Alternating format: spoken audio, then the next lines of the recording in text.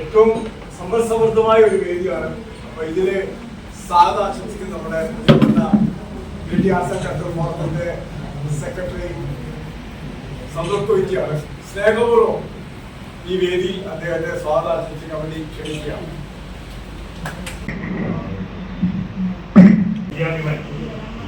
നമുക്കറിയാം, ഈ തലങ്ങളിൽ ഒതുങ്ങിപ്പോകേണ്ടുന്ന ചില പ്രതിഭകളെ ഈ അടുത്ത കാലത്തായി നമ്മുടെ മലയോര മേഖലയിൽ വളർന്നുകൊണ്ടിരിക്കുകയാണ്. നമുക്കറിയാം, നമ്മുടെ സാഹിത്യരംഗത്ത് വളർന്നു വരിക എന്നുള്ളത് സമൂഹത്തിന്റെ ഭാഗമായി സമൂഹത്തോട് കലഹിക്കുകയും സമൂഹത്തിന്റെ തിന്മകളെയും നന്മകളെയും തിരിച്ചറിഞ്ഞുകൊണ്ട് അത് സ്വജീവിതത്തിലൂടെ സമൂഹവുമായും സമൂഹത്തിലെ ജനങ്ങളുമായും സംവദിക്കുക എന്നുള്ളതാണ് ഈ സാഹിത്യ മേഖലയിലെ ഏറ്റവും മികച്ച ഘടകങ്ങളിലൊന്ന്. അത്തരം ഘടകങ്ങൾ ഉണ്ടാക്കാൻ ഇവിടെ ഇരിക്കുന്ന ഒരു ഭൂരിഭാഗം പേരും സ്ത്രീകളായിട്ടുള്ള സഹോദരിമാർ ഈ രംഗത്ത് വളർന്നു വരുന്ന വിദ്യാലയം എൻ്റെ ഒരു പുസ്തകം ഇങ്ങനെ പ്രസിദ്ധീകരിക്കുന്നുണ്ട്.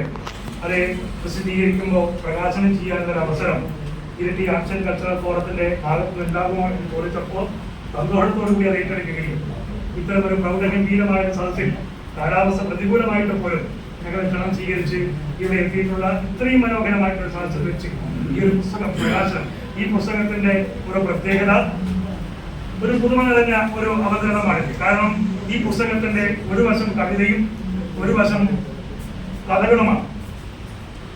ആദ്യമായിട്ടാണെന്ന് തോന്നുന്നു അങ്ങനെ ഒരു പുസ്തകം നമ്മുടെ മേഖലയിൽ ഇറക്കുന്നത്. അതിന് ആദ്യമായി വിദ്യാർത്ഥികളെ അഭിനന്ദിക്കുകയാണ്. തന്റെ ആശയം രണ്ട് ഭാഗങ്ങളായി രണ്ട് പുറംചട്ടകളിൽ ഒറ്റ പുസ്തകമായി ഇറക്കുന്നു എന്നുള്ള സംശയമുള്ള ഈ പുസ്തകത്തിന്റെ പ്രത്യേകതയാണ്.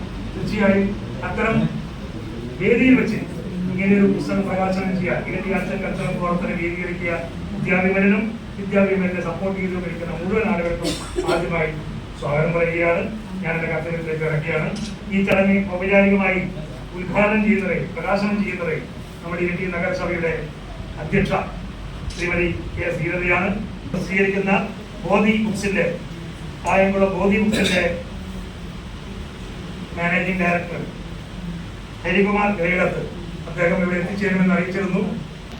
ഈ ഒരു സായാഹ്നത്തിൽ ഇവിടെ വിദ്യാവിമലിന്റെ പുസ്തകം പ്രകാശനം നമുക്കറിയാം. ഇവിടെ ഇരിക്കുന്ന വേദിയിലും സദസ്സിലുമായിരിക്കുന്ന പലരും സാഹിത്യകാരന്മാരാണ്, എഴുത്തുകാരന്മാരാണ്, നമുക്കൊക്കെ സുപരിചിതരാണ്. ഈ ഒരു മനോഹരമായ സായാഹ്നത്തിൽ നമുക്ക് ഒത്തുചേരാനായിട്ട് ഏറെ അഭിമാനപ്പെടുകയാണ്. ഇരട്ടി ആർട്സ് ആൻഡ് കൾച്ചറൽ ഫോറത്തിന്റെ രണ്ടാമത് പുസ്തക പ്രകാശനമാണ് ഇവിടെ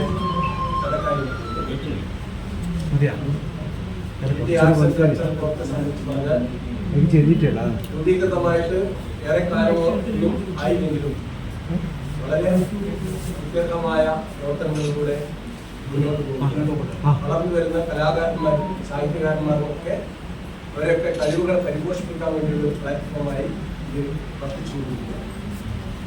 നമുക്കറിയാം, ഇന്ത്യ മേഖലയിൽ തന്നെ ഒരുപാട് എഴുത്തുകാരും കലാകാരന്മാരും നിറവേറ്റുകൊണ്ടിരിക്കുകയാണ്. നിലവിലുണ്ട്. ഇപ്പൊ തന്നെ സ്വന്തം ഇല്ലത്തിന് മുന്നിൽ ഒരു നാടകം അവതരിപ്പിക്കുന്നു. അപ്പൊ അങ്ങനെ സാമൂഹ്യ ബോധവൽക്കരണത്തിന് വേണ്ടി പ്രവർത്തിക്കുന്ന ഒരു മനോഭാവം ഉള്ളവരാണ് കലാകാരന്മാരും സാഹിത്യകാരന്മാരും എല്ലാം. വിദ്യാർത്ഥികൾ എഴുതും എന്നുള്ളതിന് എൻ്റെ വാർഡിലായിരുന്നു താമസിക്കുന്നത്. നമ്മളൊരു കേരളോത്സവം നടത്തിയപ്പോൾ കേരളോത്സവത്തിൻ്റെ പരിപാടി വാർഡ് ഗ്രൂപ്പിൽ ആർക്കെങ്കിലും താല്പര്യമുണ്ടോ എന്ന് അറിയാൻ ഇട്ട വാർഡിൽ വിദ്യ വിളിച്ചിട്ട് എന്നോട് പറഞ്ഞു, സ്വീകരിച്ചൊന്ന് എൻ്റെ പേര് കൊടുക്കണം, എന്തായാലും അനക്ക് എഴുതാൻ കഥയും കവിതയും എല്ലാം എഴുതുന്നു. നോക്കുമ്പോൾ കേരളോത്സവത്തിന് കുറേ ആൾ പങ്കെടുത്ത പരിപാടിയാണെങ്കിലും അതിൽ വിദ്യ അത് എഴുതി വാങ്ങി ഏറ്റവും സന്തോഷമായിരുന്നു. അപ്പോൾ വാർഡിന് 3 വർഷമായിട്ട് ആദ്യമായിട്ടാണ് ഇങ്ങനെയൊരു കേരളോത്സവത്തിന് സമ്മാനം വാങ്ങാൻ വിദ്യ തയ്യാറായി മുന്നോട്ട് വന്നത്. ഞാൻ അവളോട് ചോദിക്കുകയും ചെയ്തു, ഇത്ര 2-3 വർഷമായിട്ട് ഇത്രകാലം നിൽക്കുന്നത് തോന്നായിരുന്നു ഒരു പരിപാടിക്ക് പങ്കെടുക്കണം. പക്ഷെ അത്രയൊരു സന്തോഷത്തിലാണ് നമ്മൾ ഒരാൾ. ഇപ്പോൾ അതേപോലെ കലാകാരന്മാരുടെ ഒരു വലിയ കൂട്ടായ്മയാണ് നമ്മൾ ഇതേപോലെ സംഘടിപ്പിച്ച് അവരുടെ ഒരു പ്രോത്സാഹനത്തിലൂടെ നമ്മളെല്ലാം ഒരു സപ്പോർട്ട് നമുക്ക് ഉണ്ടാകുമ്പോൾ എത്രയോ ആൾക്കാർ ലോകത്തിൻ്റെ ലേക്ക് വന്നുകൊണ്ടിരിക്കുകയാണ്. അതിന് നമ്മളെല്ലാം ഞാൻ കൂട്ടമാവിനെ കൂട്ടിയിട്ടില്ല കുറച്ച് എളുപ്പം പറ്റുമോ കഴിയുമ്പോഴാണ് ഈ ജാതിയുടെയല്ലേ അമ്മേൻ്റെ കഥയും കവിതയും എല്ലാം ഉൾക്കൊള്ളിച്ചുകൊണ്ട് വിദ്യാഭ്യാസം എഴുതിയ പുസ്തകത്തിന് ഏറ്റവും നല്ല അഭിനന്ദനങ്ങൾ നേർന്നുകൊണ്ട് ഈ പരിപാടി ഉദ്ഘാടനം ചെയ്യാൻ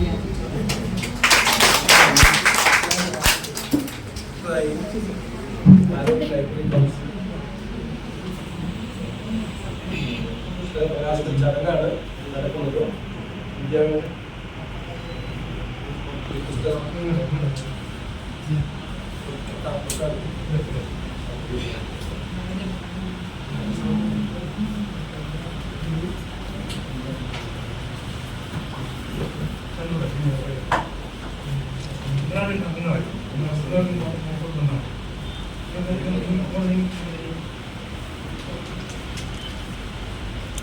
പുസ്തകം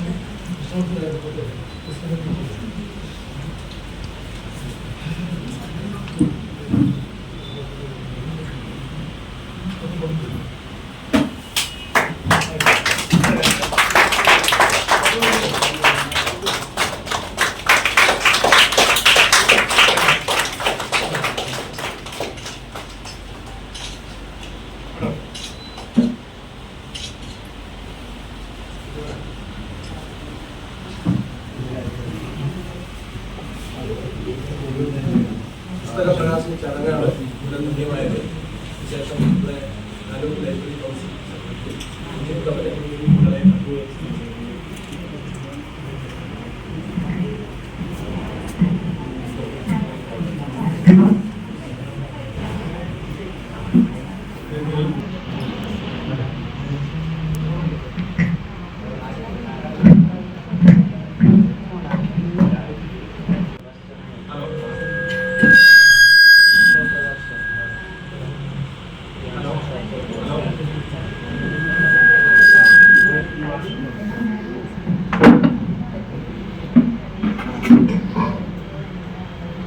പുസ്തകം എടുത്ത് കയ്യിലെടുത്തപ്പോ ഒരു ഭാഗത്ത് കരടും മറ്റൊരു ഭാഗത്ത് നോവുമായിട്ട് നിൽക്കുകയാണ്.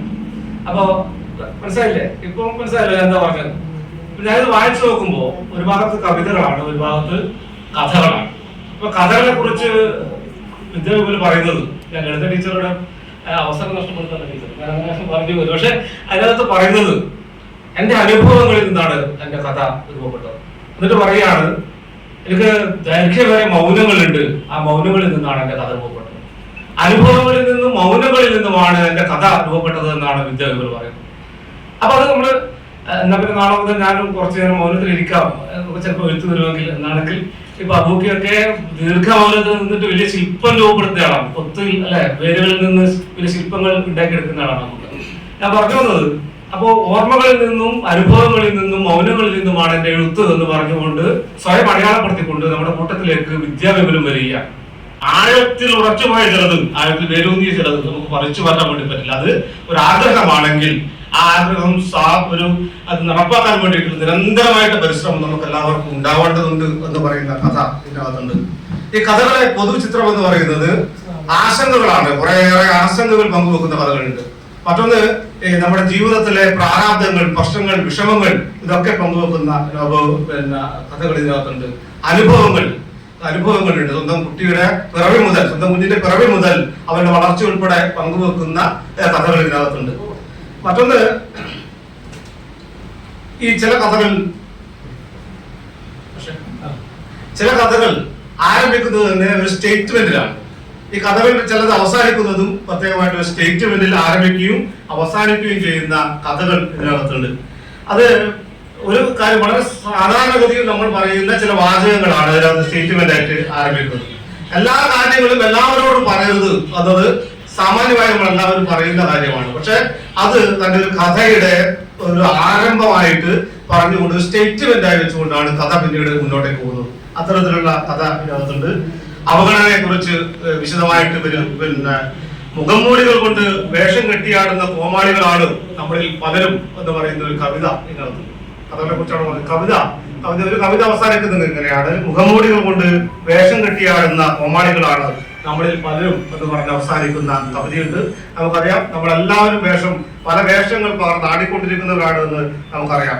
തൊട്ടാവാടി എന്ന് പറയുന്ന ഒരു കവിതയുണ്ട്. ഈ കവിതകളിൽ ഏറ്റവും ശ്രദ്ധേയമായിട്ടുള്ള ഒരു കവിത, അല്ലെങ്കിൽ കുറച്ചുകൂടി ആഴത്തിൽ പരിശോധിക്കേണ്ട ഒരു കവിത തൊട്ടാവാടിയാണ് എന്നാണ് ഞാൻ കരുതുന്നത്. അതിനകത്ത് ഏറ്റവും അവസാനത്തെ 2 വരി, ആ തൊട്ടാവാടി എന്ന് പറയുന്ന കവിതയുടെ ഏറ്റവും അവസാനത്തെ 2 വരിയാണ് ഞാനത് ഏറ്റവും ശ്രദ്ധേയമായിട്ടുള്ള കവിതയാണ് എന്ന് പറയാൻ വേണ്ടി. കാരണം അത് പ്രതികരിക്കുന്ന സ്ത്രീത്വത്തെ നമുക്ക് വായനയിൽ അനുഭവിപ്പിക്കുന്ന ഒരു കവിതയാണ് എന്നാണ് എന്റെ വായന അനുഭവത്തിൽ നിന്ന് ഞാൻ മനസ്സിലാക്കിയിട്ടുള്ളത്. ഞാൻ അതിന്റെ വിശദാംശങ്ങളിലേക്ക് പോകുന്നില്ല. വിദ്യാവിമൽ നമുക്കറിയാം, എന്റെ ഭാര്യ. ഇന്നലെ ഞാനിത് ഫേസ്ബുക്കിൽ ഇന്നത്തെ അതുകൂടി പറഞ്ഞ് അവസാനിപ്പിക്കണം. ഞാൻ ഇന്ന് പ്രകാശനത്തിന്റെ പോസ്റ്റ് ചെയ്തപ്പോ രാത്രി ഒരു 10-11 മണിയാകുമ്പോ ഭാര്യ വിളിച്ചിട്ട് ചോദിച്ചു, ആ വിദ്യാവിമല് ഇങ്ങനെ പുസ്തകമൊക്കെ എഴുതുന്നു, കഥയൊക്കെ എഴുതുന്നു. ഞാൻ ശരിക്കും എങ്ങനെയാണ് വിദ്യാവിമലിന്റെ പരിചയം? അല്ല, എനിക്ക് പരിചയമുണ്ട്, ഇങ്ങനെ എഴുതുക ചെയ്യും. വിദ്യാവിമലിന്റെ എഴുതിക്കൂടെ എന്നാണ് എന്റെ മറുപടി.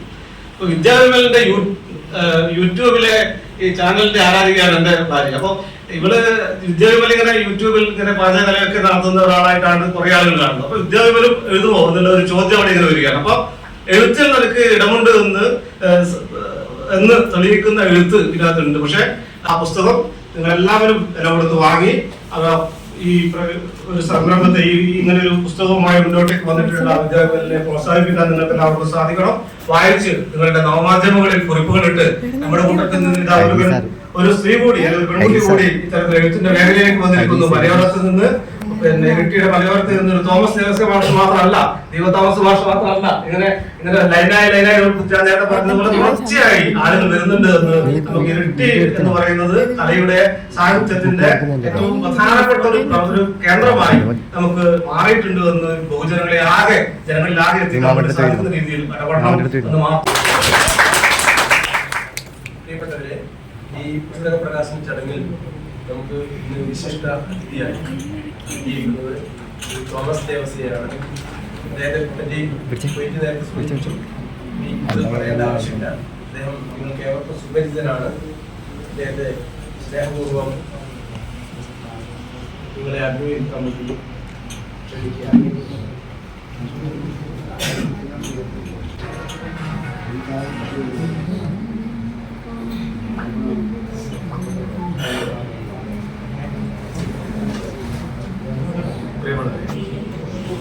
ഈ പരിപാടിയുടെ അധ്യക്ഷൻ ഇവിടെ കമ്മ്യൂണിറ്റി എഴുത്തുകാരിയുമായ സുഹൃത്ത് ശിശിയാണ്. എല്ലാവരും നമസ്കാരം പറയാം. ഞാൻ വന്നുകൊണ്ടേ ഒരാളായിട്ട് എന്നെ വിളിച്ചുകൊണ്ട് വന്നത് ഒരു മാസം മുമ്പേ എന്നോട് പറഞ്ഞാണ്.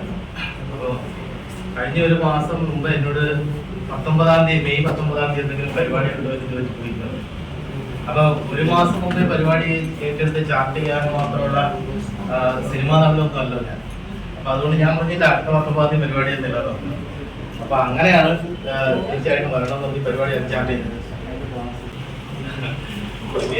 എന്റെ സുഹൃത്തിന്റെ വൈഫ് നിലയ്ക്കാണ് മനസ്സിലാക്കുന്നത്.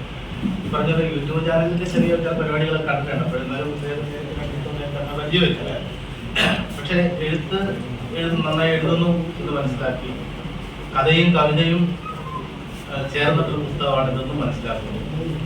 ഞാനെന്തായാലും ഇതേപോലുള്ള ഒരു പെൺകുട്ടിയുടെ ഈ കരുത്തിനെ, ഒരു ധൈര്യത്തെ വല്ലാത്ത മനക്കരുത്താണ് പുസ്തകം. ഞാനതാണ്ട് 2 നോവലുകളും ഒരു 10-15 കഥകളും 2 സിനിമയുടെ സ്ക്രിപ്റ്റും കിട്ടിയെങ്കിലും ഇന്നുവരെ ഇങ്ങനെ അച്ചടിച്ചെന്ന് കാണാനുള്ളൊരു ധൈര്യം, പുസ്തകമാക്കി മാറ്റാനുള്ളൊരു ആത്മവീര്യം ഇല്ലാത്തൊരു മനുഷ്യനാണ്. എൻ്റെ മുമ്പിലിരിക്കുന്ന രഘുവേട്ടനെ പോലൊരാളും അതുപോലെ ബാബു ഓക്കെ, അതൊരു നല്ല രസമുള്ളൊരു സംഭവം, ഒരു ലേഔട്ടാണ്. അത് നമ്മളിങ്ങനെ വെച്ചാൽ ഇങ്ങനെ തലനിർത്തിയിരിക്കും. അപ്പൊ ഇത് നമ്മൾ മറിച്ചു നോക്കാൻ നമുക്ക് എന്താണ് ഇതിന്റെ കഥയുള്ളത്. ഏതായാലും എല്ലാ ഭാവങ്ങളും നേരുന്നു. കൂടുതൽ എഴുതുക, തുറന്ന് എഴുതുക എന്ന് മാത്രം നമുക്ക് നന്ദി. വിദ്യാവിമൽ എന്ന എഴുത്തുകാരിയെ ഒന്ന് പരിചയപ്പെടുത്താനാണ് ഞാൻ ആഗ്രഹിക്കുന്നത്. സമന്വയ കലാസാഹിത്യവേദി എന്നൊരു സ്ത്രീ കൂട്ടായ്മ ഉണ്ടായിരുന്നു ഇരട്ടി. 2018 രൂപീകരിച്ച ഒരു സംഘടന. അതിൽ ആദ്യമായിട്ടാണ് വിദ്യ തൻ്റെ എഴുത്ത് മേഖലയിലേക്ക് കടക്കുന്നത്. തുടർന്ന് പല നവമാധ്യമങ്ങളിലും വിദ്യയുടെ കവിതകൾ പ്രത്യക്ഷപ്പെട്ട് കണ്ടത്. കവിത അല്ലെ എഴുത്തിലേക്ക് പിച്ചവെച്ച് നടക്കുന്ന വിദ്യക്ക് കാലിടറുന്നുണ്ടാവാം, വീഴുന്നുണ്ടാവാം. താങ്ങായി ഇതുപോലുള്ള സംഘടനകൾ കൂടെ ഉണ്ടാവുമ്പോൾ എഴുത്ത് കരുത്താർജിക്കുമെന്ന് നമുക്ക് പ്രത്യാശിക്കാം. ഈ പുസ്തകത്തിന്റെ ലേഔട്ട് തന്നെ നമുക്ക് വ്യത്യസ്തമായി അനുഭവപ്പെടുന്നു. കഥയും കവിതയും അടങ്ങിയ ഒരു പുസ്തകം. അപ്പൊ ജീവിതത്തിൽ ഒട്ടേറെ അനുഭവങ്ങളുള്ള ഒരാൾക്ക് അനുഭവങ്ങളാണ് എന്നെ എഴുതാൻ സ്വാധീനിച്ചത് എന്ന് എഴുത്തുകാരി പറയുമ്പോൾ ജീവിതത്തിലെ അനുഭവങ്ങളുടെ നേർക്ക് എല്ലാം ദൃശ്യവൽക്കരിക്കപ്പെട്ട രീതിയിലാണ് ഇതിലെ ഓരോ കഥയും കവിതയും ഒക്കെ എഴുതിയിട്ടുള്ളത്. 19 കവിതകളാണുള്ളത്. അതുപോലെ നോവ് എന്ന കഥാഭാഗത്ത് 13 കഥകളും ആണ് ഉൾക്കൊള്ളിച്ചിട്ടുള്ളത്. ഓരോ കഥകളും കവിതകളും വ്യത്യസ്തമായ ആശയങ്ങളാണ് പ്രദാനം ചെയ്യുന്നത്. കഥകളിലൂടെ നമുക്കൊന്ന് കടന്നു പോകുമ്പോൾ തിരയും തീരവും എന്ന ആദ്യത്തെ കഥ ഞാനൊന്ന് പരിചയപ്പെടുത്തുകയാണ്. കണ്ടാൽ മതിവരാത്തൊരു പ്രതിഭാസമാണ് കടൽ. എല്ലാവർക്കും കഥാകാരിക്ക് തീരവും കടലും തമ്മിലുള്ള പ്രണയം അതൊരിക്കലും മതിവരാത്തൊരു അനുഭൂതിയായിട്ടാണ് ഈ കഥയിൽ വരുന്നത്. തൊട്ടു തൊട്ടില്ല എന്ന് പിൻവാങ്ങുന്ന കടലും തൊടാൻ അഗമ്യമായി ആഗ്രഹിക്കുന്ന കരയും തമ്മിലുള്ള അഭൗമമായ പ്രണയത്തെ കുറിച്ചാണ് ഒന്നാമത്തെ കഥയിൽ സൂചിപ്പിക്കുന്നത്. കടൽ തീരത്തിന്റെ വശ്യതയോടും സൗന്ദര്യത്തോടും എപ്പോഴും ആരാധനയോടെ നോക്കിക്കാണുന്ന ഒരു എഴുത്തുകാരിയാണ് വിദ്യാവിമൽ. തുടർന്നുള്ള കഥകൾ ഓരോന്നും നേരത്തെ ഇവിടെ സൂചിപ്പിച്ചു. വേര് എന്ന കഥ, വേര് ഒരു സിമ്പലാണ്, നമുക്കറിയാം. എത്രയോ ആഴത്തിൽ പടർന്നു പോകാൻ പറ്റുന്ന, ആഴത്തിലേക്ക് ഇറങ്ങി പോകുന്ന ഒരു പ്രതീകമാണ് വേര്. അവസാനം കഥാഭാഗത്ത് പറയുന്നത് മണ്ണിലായാലും മനുഷ്യന്റെ മനസ്സിലായാലും പറിച്ചെറിയാൻ പ്രയാസമാണ്. ആഴത്തിൽ ഇറങ്ങിപ്പോയ ചില അനുഭവങ്ങൾ, ചില വേരുകൾ അത്ര എളുപ്പത്തിലൊന്നും പറിച്ചു കളയാൻ പറ്റില്ല എന്ന ആശയമാണ് വേര് എന്ന കഥയിലൂടെ സൂചിപ്പിക്കുന്നത്. തുടർന്ന് ഓരോ കഥകളും പ്രകൃതിക്കൊരു പ്രണയലേഖനം എന്നൊരു കഥയുണ്ട്. സാധാരണ പുതുമ അവകാശപ്പെടാനില്ലാത്ത ഒരു പ്രമേയമാണ്. പാരിസ്ഥിതിക പ്രശ്നങ്ങളോടുള്ള എഴുത്തുകാരുടെ പ്രകൃതിയിലെ ഓരോ തലങ്ങളിലും കണ്ടെത്തുകയും പ്രകൃതിയോട് താൻ എത്രമാത്രം ഇണങ്ങി ജീവിക്കുന്നു എന്ന് തെളിയിക്കുകയും ചെയ്യാണ് ഈ കഥയിലൂടെ. നമുക്കറിയാം, വിദ്യയുടെ യൂട്യൂബ് ചാനലൊക്കെ കാണുന്നവർക്ക് വിദ്യയും പ്രകൃതിയും തമ്മിലുള്ള ഒരു ബന്ധം, ഒരു നിസ്സാര കാര്യം, ഒരു യാത്ര അല്ലെങ്കിൽ ഒരു വീടിന് പുറത്തുള്ള ഒരു കാഴ്ച, ഇതൊക്കെയാണ് വിവരണാത്മകമായ ചാനലിൽ ചിലപ്പോൾ കാണുന്നത്. ഇപ്പോൾ പ്രകൃതിയിലെ ഓരോ അണുവിലും ഓരോ ഭാവവും എന്താ പറയുക നിരീക്ഷിച്ചുകൊണ്ട് അവളെപ്പോഴും ഇങ്ങനെ സഞ്ചരിക്കുന്ന ഒരു രീതി എനിക്ക് ഫീൽ ചെയ്തിട്ടുണ്ട്. ആ അത്തരത്തിലുള്ളൊരു ആശയം ഉൾക്കൊള്ളുന്ന കഥയാണ് പ്രകൃതിക്കൊരു പ്രണയലേഖനം എന്ന്. ഈ പ്രണയ സങ്കല്പം മനുഷ്യന്റെ അല്ലെ എത്ര തിരക്കുകൾക്കിടയിലും പ്രകൃതിയിലുള്ള പ്രകൃതിയിലെ ചില സംഭവങ്ങൾ കാണുമ്പോൾ ആനന്ദം കണ്ടെത്താൻ ശ്രമിക്കുന്നത് മനുഷ്യ സ്വഭാവമാണ്. അത്തരത്തിലുള്ള ചെറിയൊരു സംഭവം പോലും കഥാകാരിക്ക് വളരെ അനുഭവവേദ്യമാക്കിയിട്ടുണ്ട് എന്നാണ് ഈ കഥയിലൂടെ സൂചിപ്പിക്കുന്നത്. അടുത്തൊരു കഥ പ്രതീക്ഷ എന്നൊരു കഥയാണ്. മുറ്റത്തെ 4 മണി ചെടിയിലെ ഇല പൊഴിയുന്നത് പോലെയാണ്, അല്ലെ ഇല വാടിപ്പോകുന്നത് പോലെയാണ് എൻ്റെ ജീവിതത്തിലെ ഓരോ സന്തോഷങ്ങളും കൊഴിഞ്ഞു പോയത് എന്ന് സൂചിപ്പിക്കുന്നത്. ഇപ്പോൾ ആ കൊഴിഞ്ഞുപോക്കിനിടയിലും ഇടയ്ക്ക് മുളച്ചു വരുന്ന പ്രതീക്ഷയുടെ നാമ്പുകൾ കണ്ടെത്താൻ കഥാകാരി ശ്രമിച്ചിട്ടുണ്ട്. സ്വന്തം ജീവിതാനുഭവത്തിന്റെ തനതായ ആവിഷ്കാരം തന്നെയാണ് ആ കഥ. ആ കഥയിൽ എത്ര പ്രതീക്ഷയോടു കൂടിയാണ് ജീവിതത്തെ നിരീക്ഷിക്കുന്നത് എന്നുകൂടി സൂചിപ്പിച്ചുകൊണ്ടാണ്, പ്രതീക്ഷയോടെ എന്ന് പറഞ്ഞുകൊണ്ടാണ് കഥ അവസാനിക്കുന്നത്. എൻ്റെ ഒരു അനുഭവ കഥ എന്നൊരു കഥയിൽ നേരത്തെ രഞ്ജിത്ത് കമലോട് സൂചിപ്പിച്ചു ഒരു പ്രസ്താവന, എല്ലാ കാര്യങ്ങളും എല്ലാവരോടും പറയരുത് എന്ന്. ഇപ്പോൾ സാധാരണ ജീവിതത്തിൽ എല്ലാവർക്കും സംഭവിക്കാവുന്ന കാര്യങ്ങളാണ്. രഹസ്യങ്ങൾ അധികം സൂക്ഷിക്കാൻ കഴിയാത്തവരാണ് മനുഷ്യർ. പക്ഷേ അത് പറഞ്ഞു പോയതിന്റെ പേരിൽ അനുഭവിക്കുന്ന ചില അല്ലെങ്കിൽ അത്തരം തിക്താനുഭവങ്ങൾ കഥാകാരിക്ക് ഉണ്ടായിട്ടുണ്ട് എന്നുള്ളൊരു നേരിട്ട് പറച്ചിൽ, ഒരു തുറന്നു പറച്ചിലാണ് ആ കഥ. അത് പെൺകുഞ്ഞുങ്ങൾ മാറ്റം അനിവാര്യമാണ് എന്നത്. അത് രണ്ടിലും സ്ത്രീ ശാക്തീകരണത്തെ കുറിച്ചുള്ള എഴുത്തുകാരുടെ കാഴ്ചപ്പാടുകളാണ് അവതരിപ്പിച്ചിട്ടുള്ളത്.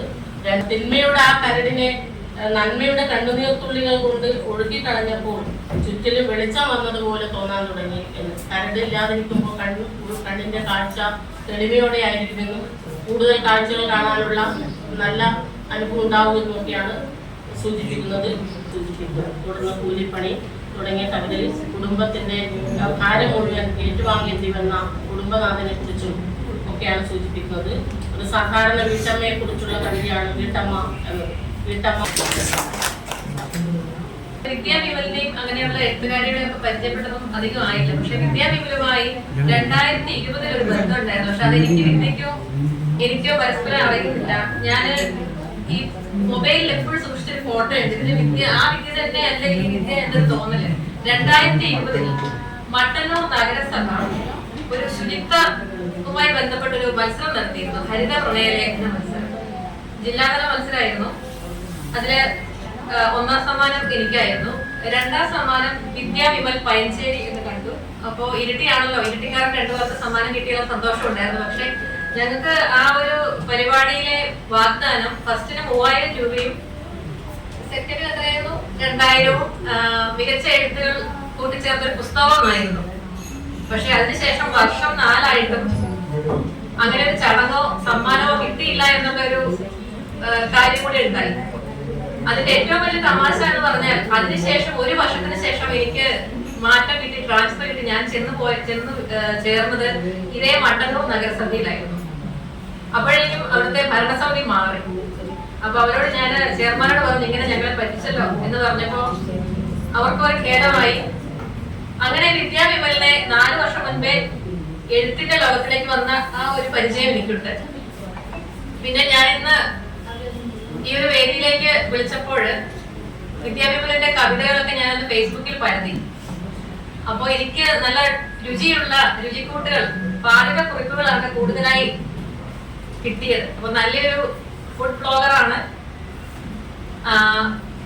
നല്ലൊരു ഹൃദയമുള്ള വ്യക്തിയാണ്. അപ്പൊ കവിതയെ കുറിച്ച് കൂടുതൽ പറയാൻ ഞാൻ എന്താ പറയാ, എഴുതാനേ അറിയൂ, പറയാൻ അറിയില്ല കൂടുതലൊന്നും.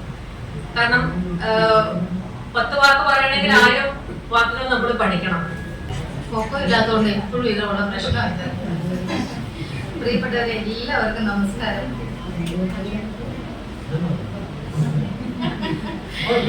എനിക്ക് ഭയങ്കര സന്തോഷമായിട്ടോ. എന്താന്ന് പറയാമോ, ഈ വിദ്യയുടെ അടുത്തിരുന്നിട്ട് തന്നെ വിദ്യ ശല്യം ചെയ്തോണ്ടിരിക്കുക. എന്നെ ഇറക്കുന്നു, ഞാൻ എന്ത് പറയും, എല്ലാരും ഒന്ന് പോയി കിട്ടിയാൽ മതിയായിരുന്നു. 1-2 ആളുടെ എനിക്ക് എന്റെ അനുഭവം പറഞ്ഞാൽ മതി. അങ്ങനത്തെ ഒരു പേടിത്തോടെ ഇറങ്ങിയിരിക്കുന്ന കവിയത്രിക്ക് ഇങ്ങനത്തെ പറയാനുള്ളൂ.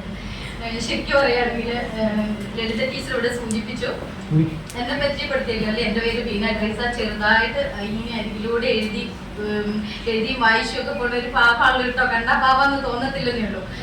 എന്താണ് ഇവിടെ കാര്യം എന്ന് ചോദിച്ചാൽ, ഈ വിദ്യേനെ ഞാൻ കാണുന്നത് ഒരു 3-4 വർഷം മുന്നെയാണ്. സമന്വയ എന്ന് പറയുന്ന സ്ത്രീകളുടെ മാത്രമായ ഒരു കൂട്ടായ്മയായിട്ട് ഞങ്ങൾ കുറച്ച് എഴുത്തിന്റെ അസ്കിതയും വായനയുടെ അസ്കിതകൾ കുറച്ച് പെണ്ണുങ്ങൾ ചേർന്ന് ഒരു പണിയില്ലാതിരുന്നപ്പോൾ ഞങ്ങൾ ഒരു സമന്വയ എന്ന് പറഞ്ഞ ഒരു സംഘടന, ഒരു ഗ്രൂപ്പ് തുടങ്ങി.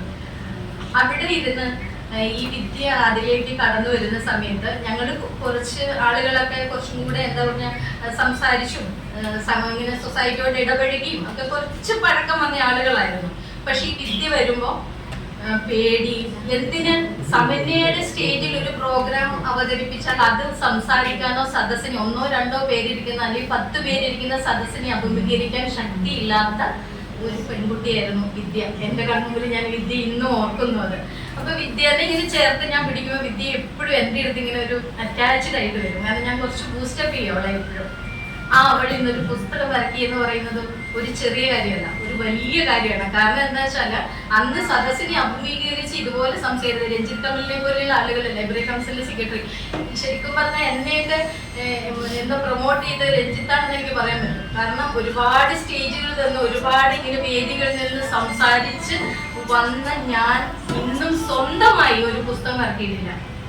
ആ ഒരു ലെവലിലേക്ക് ഞാൻ എത്തിയിട്ടില്ല. പക്ഷെ വിദ്യക്ക് അത് സാധിച്ചു എന്നുള്ളത് ചെറിയ കാര്യമാണോ? അല്ല. അത് എന്റെ മുമ്പിൽ 4 വർഷം മുന്നേ പതുങ്ങി പൂച്ചയെ പോലെ നിന്ന പെൺകുട്ടിയാണ് ഇതെന്ന് ഓർക്കണം. അതാണ് ഇവിടുത്തെ ക്ലൈമാക്സ്. പിന്നെ വിദ്യ എന്ന് പറയുന്നത് ഞാൻ പറഞ്ഞതുപോലെ ഇപ്പൊ ഈ ഒരു ഇതിലേക്ക് ഇത്രയും ആത്മവിശ്വാസത്തോടുകൂടി ഒരു പുസ്തകം ഇറങ്ങി വന്ന വിദ്യയെ കുറിച്ചാണ്. അവളെ നമ്മൾ തീർച്ചയായിട്ടും സപ്പോർട്ട് ചെയ്യണം. അവളുടെ പരിമിതികളെ നമ്മൾ ചൂണ്ടിക്കാണിച്ചുകൊണ്ട് അവളെ ഉയർത്താൻ നമ്മൾ തീർച്ചയായും കൈപിടിച്ച് അവളുടെ കൂടെ വേണം. അതായത് തൂക്കണാകുരുവിയുടെ കൂട്ടാണ് എനിക്ക് തോന്നുന്നത്. അവൾ ഇരുന്ന് കൂട് മെനയുന്നുണ്ട്, ആരും അറിയുന്നില്ല. ആ കുഞ്ഞുകുരുവി വലിയ മനോഹരമായ ഒരു കൂട് മെനയുന്ന കുഞ്ഞുകുരുവിനെ ഒന്ന് ശ്രദ്ധിച്ചു നോക്കിക്കേ. ആ കുരുവി കൂട് മെനയുന്നത് ഒരു ഈച്ച പോലും അറിയില്ല. അത് വരുന്നു, അതിന്റെ ജോലി ചെയ്യുന്നു, അത് വേറൊന്നും ചെയ്യുന്നില്ല. അതുപോലെയാണ് വിദ്യയും. വിദ്യ ഇങ്ങനെ സംസാരിക്കില്ല, ഒന്നും ചെയ്യുന്നില്ല. പക്ഷെ അവിടെ ഇരുന്ന് വിദ്യ ഒരു ബുക്ക് ഇറക്കി. ഞാനിവിടെ കുറെ കാലമായിട്ടുണ്ട്, പക്ഷെ ഞാൻ ഇതുവരെ ഒരു ബുക്ക് ഇറക്കിയിട്ടില്ല. വിദ്യ എന്റെ നാട്ടുകാരിയാണ്, പ്രിയപ്പെട്ട സഹോദരിയാണ്.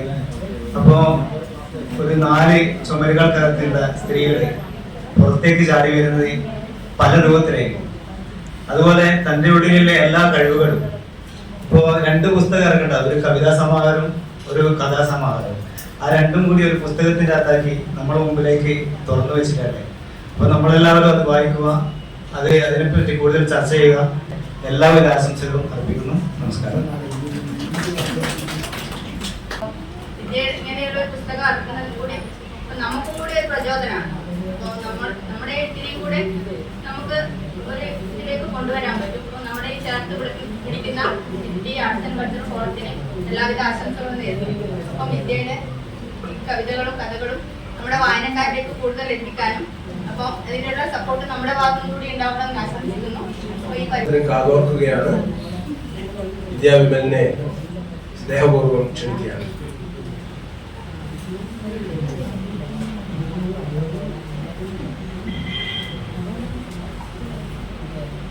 ആദ്യമായിട്ട് ഇവിടെ എത്തിച്ചേർന്ന എല്ലാവരോടും നന്ദി പറയുന്നു. പിന്നെ അങ്ങനെയൊന്നും പറയാനില്ല. എഴുത്തിനെ പറ്റിയിട്ട് പറയാന്ന് വെച്ചാൽ ഞാൻ ഇടയ്ക്ക് സമയം കിട്ടുമ്പോൾ മാത്രം ഇങ്ങനെ എഴുതുന്നതാണ്. അങ്ങനെ ഒരു ബുക്ക് ആക്കിയെടുത്തതാണ്.